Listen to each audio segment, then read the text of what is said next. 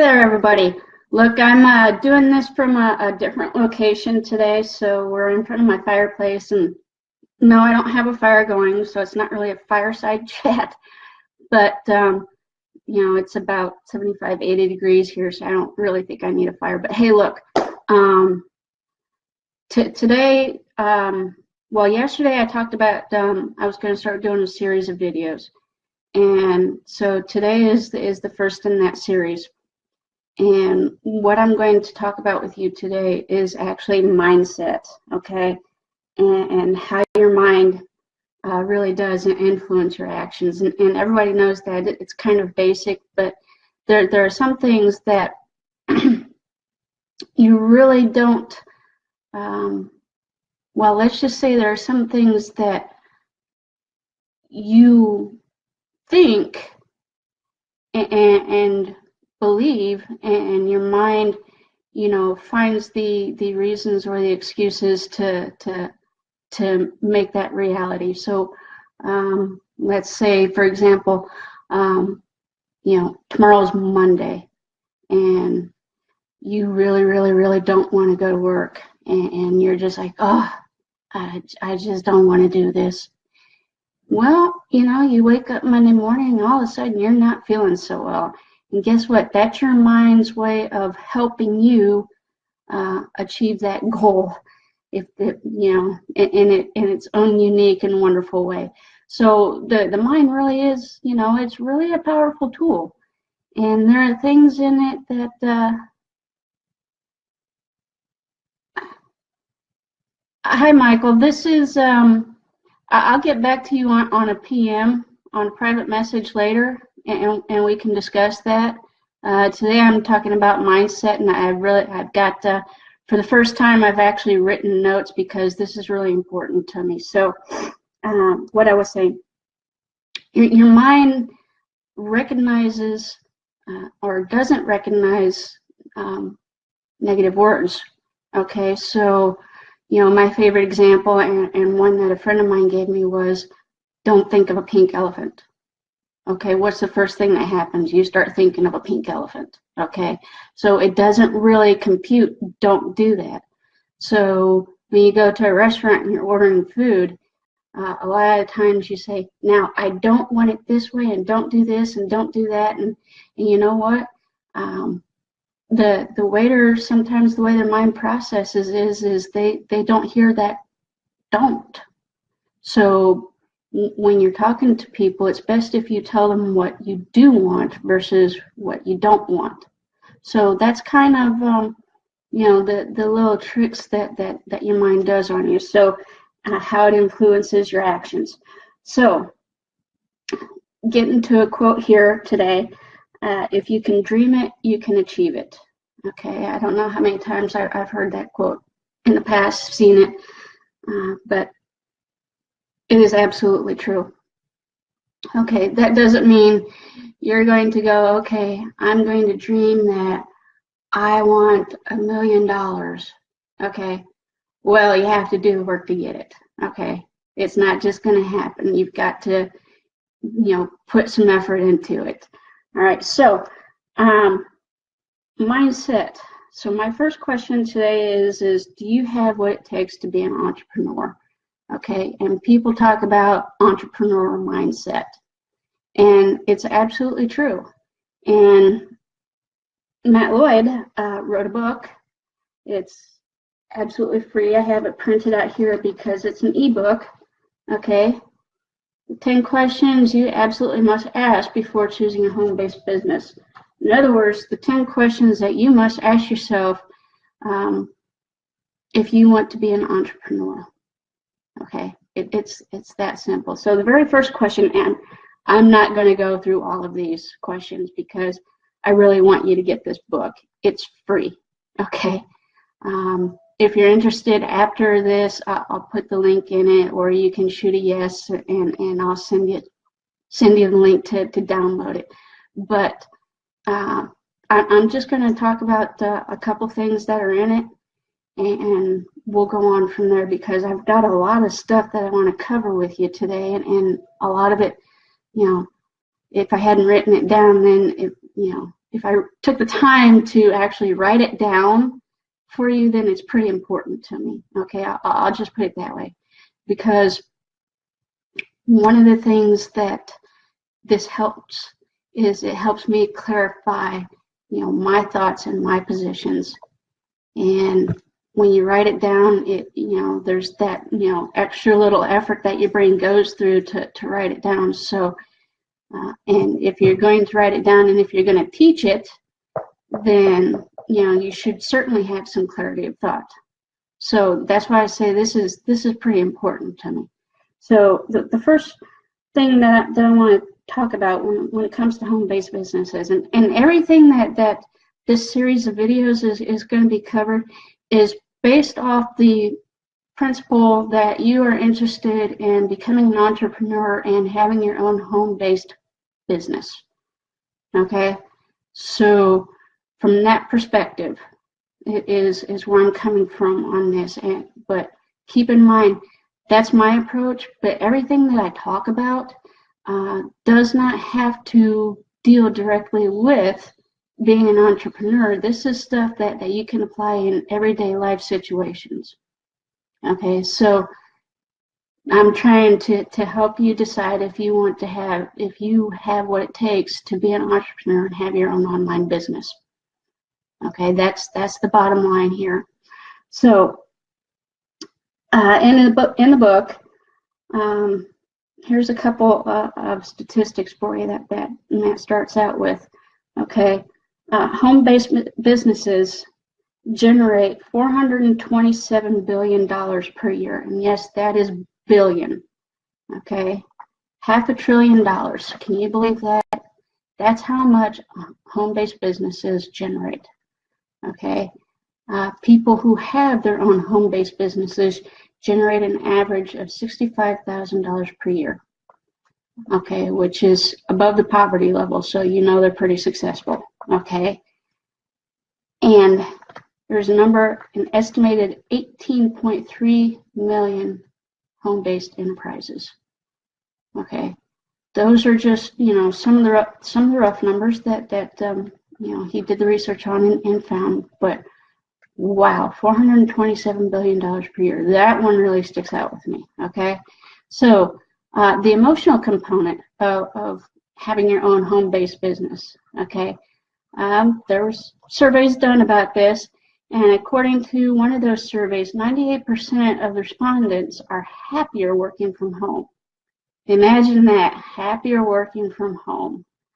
96% recommend working from home, and 88% would never return to the corporate world. Now, that doesn't surprise me, because, like I said, I'm doing my own home-based business. I'm here, and every day, you know what? I get to set my own schedule. I don't have a boss that I'm accountable to. I'm accountable to myself, and if I don't put in the effort that day, guess what? I'm not going to make any money. It's just that simple. So, but I tell you what, being able to be my own boss, to set my own hours, to do a lot of things that I want to do, that is priceless. Absolutely priceless. So think about that, and then think about the fact that starting your own home-based business costs about $5,000. $5,000 versus if you're talking about a brick and mortar business or a franchise like McDonald's or whatnot, you're talking hundreds of thousands and millions of dollars to start that. Okay, home-based business, all you need is a computer and an internet connection. That's it. So, something to think about. So, here's the number one question that Matt starts out with, and I think it's pretty important. Okay, why do you want to start an online home-based business? Okay, why? Because somebody said it was cool. Because you're sick and tired of your boss and you want to do something else. You've got to have that's the first question you should be asking yourself. Okay, I know what I don't want to do, and I can tell you from personal history, I spent 23 years in the Army. You're going to hear that story a lot. 23 years in the Army. And I will tell you, when I made that decision to, drop the paperwork and start the retirement process, I had a lot of things where I knew what I didn't want to do. And I'll be honest, I didn't want to do the 9-to-5 thing. I didn't want to take on another career. I didn't want to have to deal with other people, okay, especially supervisors who really didn't understand me and who I didn't understand no matter how much you try to talk to them, okay, or having, the other employees in that organization, and you've seen them before, the ones who are always complaining about this, that, or the other, or the lazy ones who hardly ever do any work, or the ones who are hardly ever there, and so you end up doing their job too. I didn't want to do it, okay? Was that my why? Well, kind of, but you know what? It wasn't really strong enough to really decide to go for the home-based business deal. So, I did research on the internet, and guess what? I found out that you had to have a pretty big reason why. So here's mine, okay? I am military. And over the last decade, guess what? We've been involved in armed conflict overseas, in 2 different locations. Iraq, not so much anymore, but we still have people there. Afghanistan, yes, definitely. Is terrorism ever going to go away? No. So the obvious repercussions from that is you have a lot of soldiers, service members, who are coming home who have been paralyzed, lost a limb, whatever. And so a few years ago, the Wounded Warrior Project was started to provide additional assistance to those soldiers. And guess what? I've even got a video of it on this group page. Okay, I've got a video of my why. There's a new wheelchair out that actually stands people up. And let me tell you something, if you don't think that standing up is important, okay, think about the fact that these guys are patriots, and one of the things that they do is they stand up for the national anthem. And now they're in a wheelchair, and they can't even do that. So finding a wheelchair that literally will help you stand up gives you more freedom, individual freedom, so you can stand up and get that stuff that's in the cabinets above the countertop, above the stove. You can, stand up for the national anthem. You can stand up and you can cook, which means, guess what? You don't have to have homes specially designed for you, okay? Standing up actually is healthy, even for people who are maybe paralyzed from the waist down. Standing up is so vitally important, okay? And to give them that sense of freedom, even more independence, I can't imagine how that must feel. I cannot honestly imagine how it must feel to be stuck in a wheelchair sitting down. I really can't. So that was my biggest reason why. And you know what? After that, my otherwise, okay, making sure that I can take care of my parents. Okay, they're in their 70s, and I know we're on the downside of the amount of time that I have left with them.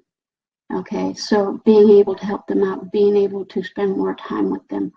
My grandma is turning 95 years old in June. And to know that I don't have to talk to anybody else before I take that trip up to celebrate her birthday with her.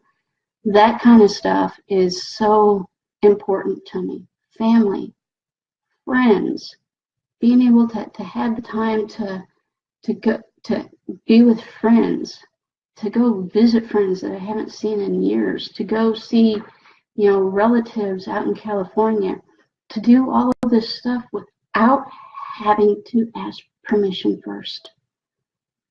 Okay. Do I want to make a lot of money? Yes. Okay. And there is nothing wrong with that. There's really absolutely nothing wrong with wanting to make a lot of money. Okay. Dream house, dream car. Yeah. I mean, but you know what? My priority is, you know, other people, helping other people. And it just is. So that's my why. So, and one of the things that we also talk about to go along with your why is having a vision board. And I'm going to talk more about that later, but I think you kind of get the idea of what it is. Okay, just in general mentioning, but that's going to be my discussion for this next in the series. Okay, so again, 10 questions. Guess what? There are 9 more. I'm not covering them today. If you want the book, just let me know. I'll get you the link. It's an ebook. You don't even have to get it delivered over the mail. Okay, so again, your why. Okay, your why is going to be the biggest source of motivation for you if you decide to create a home-based business. Okay, so make it big, make it huge. Okay, whatever you think of now, take it times 10. All right, that's how important and how big your why needs to be. So, because now, here is what you're going to have to overcome and what your mind is going to have to overcome when I talk about mindset. Okay, the first thing, all right, your friends and family. Amazingly enough, as you know, some people, you know, have amazing families and friends who say, okay, hey, if that's what you want to do, I'm there for you. I'll support you. Okay, I wish you the best of luck, and you know, go for it. But you know what? A lot of people have the friends and family that are, why are you going to do that? You're just going to fail. You know, you don't need to be doing that. You don't have the money. You don't have the money. You can't do this, whatever. And they're really going to put, you know, that pressure on you to stick with, well, just go get a regular job like everybody else. But you know what? If it's something that you truly, truly want, then that's something that you're going to have to overcome. And again, that's your mindset. That's mindset talking. Okay, so that's one thing that you have to overcome. Okay, self-doubt. Okay, you know, you get going in this, and trust me, it happens to everybody. It happened to me. Okay, so when I first signed up for this, that was back in 2016, and you know, you go through this training and you're all like, oh yeah, excited, I want to do this. And then you get through the training and then it's like, oh, what do I do? And then you're like, can I do this? Well, let's just, okay, we'll try. Okay, and you know, okay, well, this isn't really working like they said it would. So, you know, did they lie to me? Am I doing something wrong? And so you have that, you have self-doubt that creeps in. And sometimes it's real slow and subtle, and other times it's like, bam, I can't do this. Well, guess what? That leads into my other point, and that's those words. Those words that like can't, try, cheap, shouldn't, maybe. Okay, when you start thinking these words, okay, well, you know, here's this opportunity over here, and maybe I'll just dip my toe in and try it out, and you know, and see how it goes. Maybe give it a month. Okay, guess what? As soon as you use that word try, guess what? That's giving yourself the excuse to fail. Okay? It's just you're giving your brain permission to accept something less. Okay? try, can't, I can't do this. You know what? Wow, my mom, I was an average athlete at best growing up, okay? I had a little bit of coordination. I was, had some good agility, but nothing that was, nothing to write home about or think that I was going to have a career as a professional athlete in anything, okay? And, oh, I remember going home, I can't do this, I can't, and Mom says, have you tried? So now you've got two words there.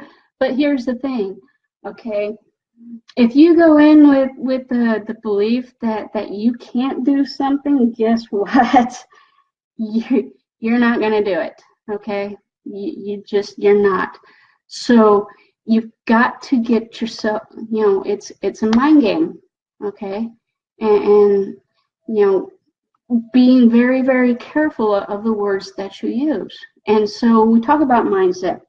And the final one is, okay, fear of failure, okay? A lot of times when I said I can't do this, it was because I didn't want to fail. And the biggest part of that is I didn't want to fail and embarrass myself in front of my friends.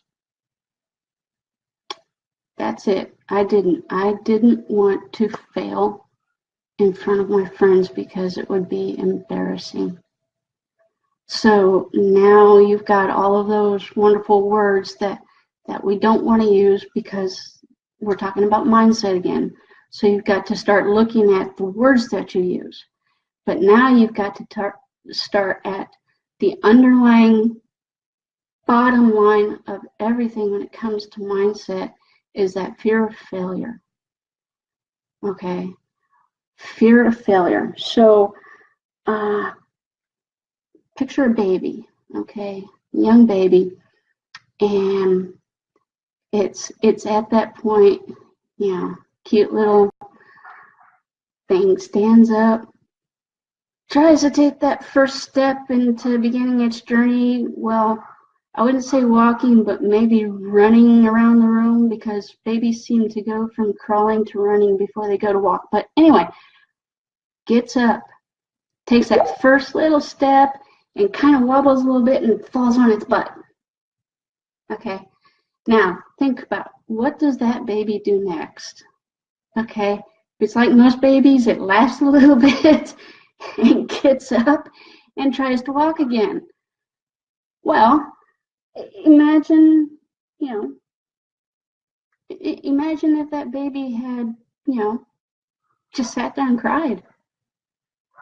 Just said, this walking thing isn't for me. I'm just going to crawl for the rest of my life. Okay, that's not what the baby does. The baby gets up and keeps trying. Okay, and the baby is the eternal optimist. You can learn a lot from that baby. It's the eternal optimist. It keeps trying, okay? It keeps trying to fit all 5 toes of its foot in its mouth, okay? I mean, they do. Or all 5 fingers. Or, they try to gnaw on the dog's ear until the dog gets up and walks away, The baby is just the eternal optimist that keeps trying, keeps going. Even if he fails 1,000 times, it keeps going, and it's happy, and it giggles, and they're just so much fun to watch. So, cat's on a rampage. Okay, so are you going to do less than that baby? Are you really going to do less than that baby? Okay, the one that falls on its butt, 5,000 times and still gets up. Okay, let's talk about Charles Goodyear and vulcanized rubber. He spent years trying to figure out the recipe to vulcanize rubber. Imagine if he had quit after the first time. We wouldn't have tires for our cars. Imagine if he had quit. Thomas Edison and the light bulb. Okay, failed to make the light bulb 1,000 times. And guess what? people ask, well, didn't you get tired of all that failure? And you know what his response was? Nope, I just learned 1,000 ways not to make a light bulb. Okay, I learned 1,000 ways to how not to make a light bulb. So here's the thing. Here's the truth of the matter is, there is no failure. There is absolutely no failure. There are only results. So if you do something and the results aren't quite what you wanted, guess what? You go again. Okay? You go again. And you fail until you succeed. That's mindset. Okay? If you think of failure not as failure, but okay, I tried this, it didn't work, so now we know not to do that. You know, how many times have you learned that lesson? I mean, you know, high school science classes. Okay, we tried this experiment and it didn't work. Try a different way. So that's, you know, that's mindset. So there's a book that I highly, highly recommend. Okay, and it's called Secrets of the Millionaire Mindset, and it's by T. Harv Eker. And I will put that in the comments as well. This guy's pretty amazing. Okay, I'll tell you that this book just flat out, you know, amazes me. So what he talks about is, you know, there's two different types of mindsets, and what I'm going to talk about here are the extreme examples. Okay, so here's why I'm making a disclaimer. I'm not taking any personal shots. Okay, these are extreme examples, but sometimes you need those extreme examples to really understand what it is that the point that's trying to be made. So two different types of mindsets. Okay, you have the poor middle class mindset, and it has nothing to do with money. It does, but it doesn't, if that makes sense. Okay, and then you have the financially independent or rich, okay, mindsets. And I'm only going to discuss, you know, one aspect of this because I really want you to read the book too. And, you know, it's an amazing book. And you should read it, okay? Even if you don't want to have your own home-based business, you should read it. There's a lot of books that you should read, and it's because of personal development, which I will talk about another day as well. But here's the thing, okay? So getting back to the book, okay, Millionaire Mindset. One of the things that he discusses when he talks about the poor middle class mindset versus the financially independent rich mindset is playing the role of the victim, okay? Yeah, playing the role of the victim and taking responsibility, okay? And when you talk about someone who's playing the victim, it's easy to figure out, okay? You don't have to have a degree in psychology, which I don't, okay? I don't, but, you know, after a while, you learn how to figure people out. But here's the thing, there's three definite, obvious clues when someone is playing the role of a victim. And you know what? The reason why they're playing the role of a victim is because they want attention. Okay? It's that easy. Woe is me. Look at me. You know, blah, blah, blah. So, blame. It's not my fault I'm in this situation. It's the government. It's, you know, my parents, my spouse, my boss. It's everybody else's fault but theirs. They're the innocent, you know, just bystander in this whole thing. It's obviously somebody else's fault. Okay? Blame. Okay? No matter what the circumstances. All right, now here's my favorite one, number 2. And this one just cracked me up because, again, T. Harv Eker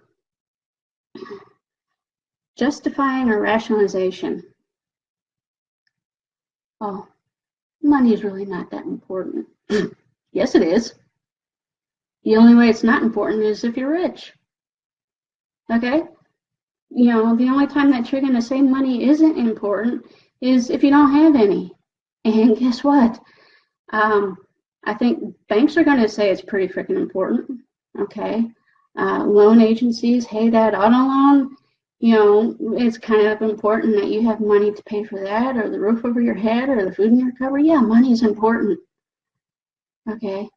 And the only reason why you would ever say it wasn't important is if you don't have any. It's a justification. And finally, number 3, complaining. Oh my gosh.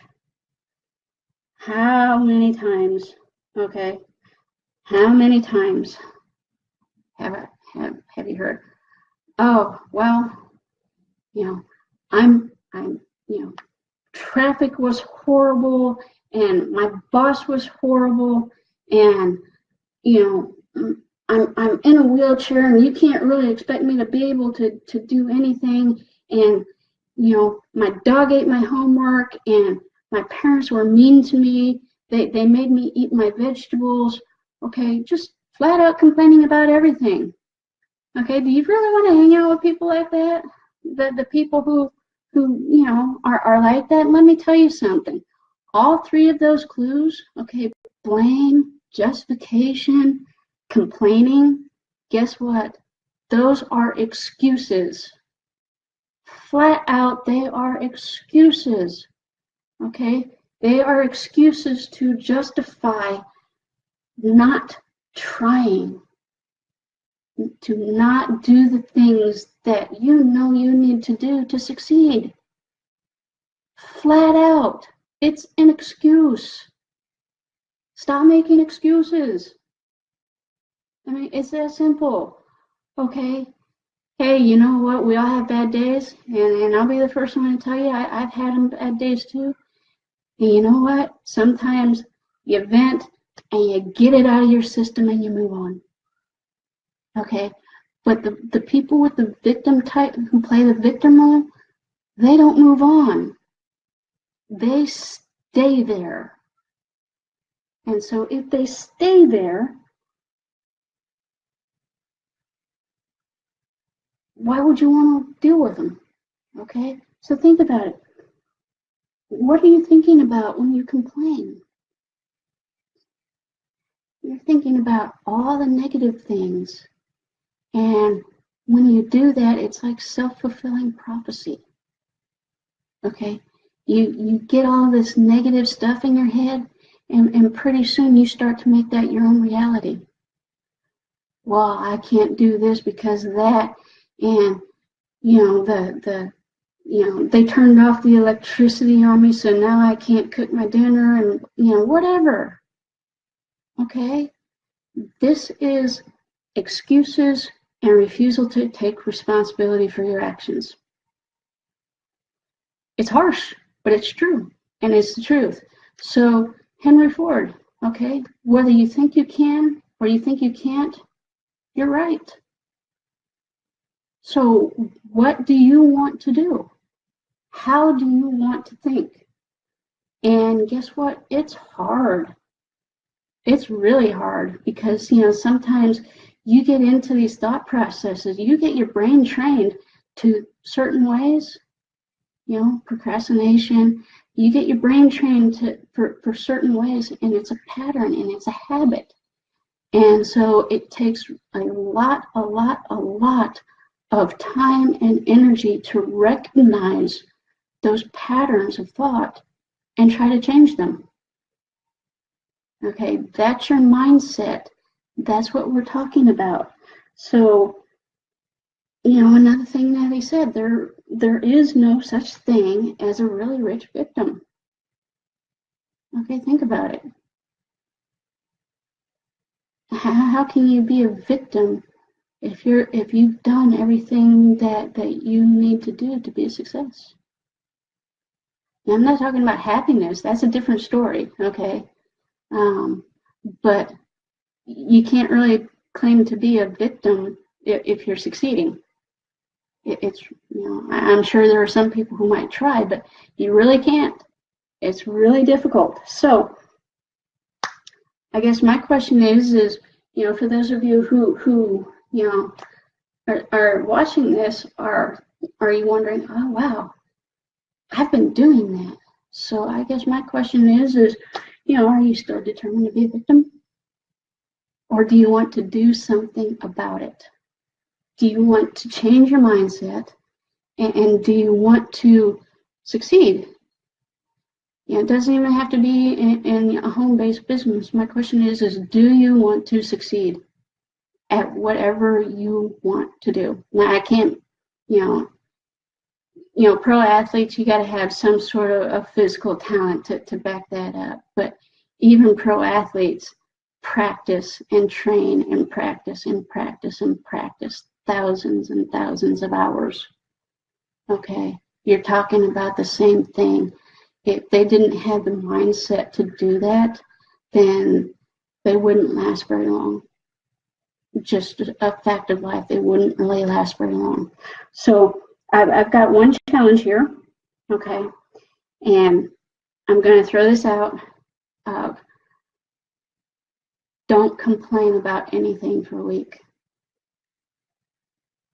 Really, really think about what you're doing. Don't complain about anything for a week. Okay, and just see what changes when you just stop complaining for a week. See what changes happen. Okay, and finally, I've got one more hard truth for you, and then I'm going to start wrapping this up. Okay, events have no effect on us. Only our responses have that effect. And what I'm talking about here is how you respond mentally to your environment. Okay, so going back to my point of the Wounded Warrior program, these soldiers, these service members who come home, or anybody who has a life-altering experience like losing a limb or ending up in a wheelchair or a traumatic brain injury, there's two responses, okay? There's two responses. And it all starts up here. Okay, one response, I'm paralyzed. I don't have this anymore. I can't. And focusing on all the negative things of I can't do this anymore and all the things that they can no longer do, okay? And letting that stop them from moving forward. And then you have the other one that says, well, I may not have my legs anymore. I may be paralyzed from the waist down, but I can still do this. And I can figure out how to do this. And I can learn how to do this. And I can still be a productive member of society. Or not even a productive member. I can still be a happy person. These are the things that I can still do. So, again, mindset. All right. How are you going to choose to respond to good things and bad things that happen? How are you going to choose to respond? So I've been talking here for about 39 minutes now. I'm hoping that you get something out of this. I really, really am. And, I don't need the thumbs up or the happy smiley faces or anything like that. I just need you to watch this. Okay? I just need you to watch this. And if it resonates with you just a little bit, then my job is done. Okay? I've succeeded. And this was just kind of giving you a baseline on how important mindset is. In future, down the road in this series of videos, I will actually start discussing, tips, techniques that you can use to, reprogram your own brain, for lack of better terminology. Okay, I mean, you know, the first thing is you have to be aware that there's an issue. I mean, it's like addiction. You have to admit that you have a problem.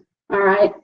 And it's the same thing. It's the same thing with your mindset. You know, you have to admit, okay, maybe I am playing the role of victim a little bit. So now that I'm aware of it, how do I fix this? Okay, so I'm going to be talking about that in later episodes of this series. Right now, though, next week, I'm going to be talking about the vision board. Okay, because again, why is so very, very critical. But the other thing is you can't just keep it all in your head. So sometimes you need a visual reminder. And so that's what we're going to be talking about next week.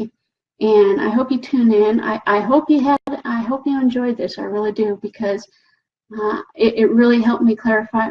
It really helped me clarify my thoughts on this matter as well. So have a great week. Yes, tomorrow's Monday, but you know what? Every day is just another day. It doesn't matter what you call it. So I hope you have a great week, and I look forward to talking to you again soon.